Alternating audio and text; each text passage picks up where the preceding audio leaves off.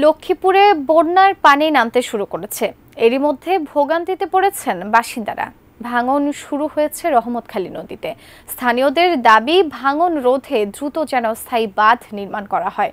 পানি উন্নয়ন বোর্ড বলেছে, নদী ভাঙন রোধে যথাযথ ব্যবস্থা নেওয়া হয়েছে। লক্ষ্মীপুর থেকে মেহরাজ উদ্দিন রবিনের পাঠানো তথ্য ছবিতে ডেস্ক রিপোর্ট।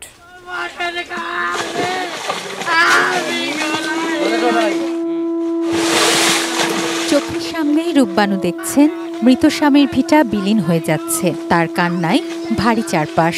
রূপবানুর মতো নদী ভাঙনে রহমতখালী নদীর পাড়ের শত শত মানুষ হারাচ্ছে ফসলি জমি, ঘরবাড়ি, দোকানপাট সহ শেষ সম্বলটুকুও। জেলার রহমতখালী খালের প্রায় 10টি গুরুত্বপূর্ণ স্থানে নদী ভাঙন দেখা দিয়েছে। পার্শ্ববর্তী জেলার বন্যার পানি রহমতখালী ও ওয়াবদা খাল দিয়ে নামছে মেঘনায়।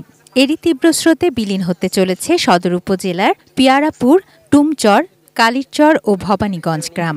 গত কয়েকদিনে নদীর দুপাশের শতাধিক পরিবার হারিয়েছে তাদের সর্বস্ব।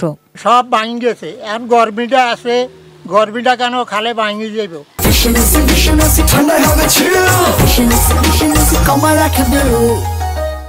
বসতি করি হে জায়গাও ভাঙি চলে যাওয়ার আমরা শেষ।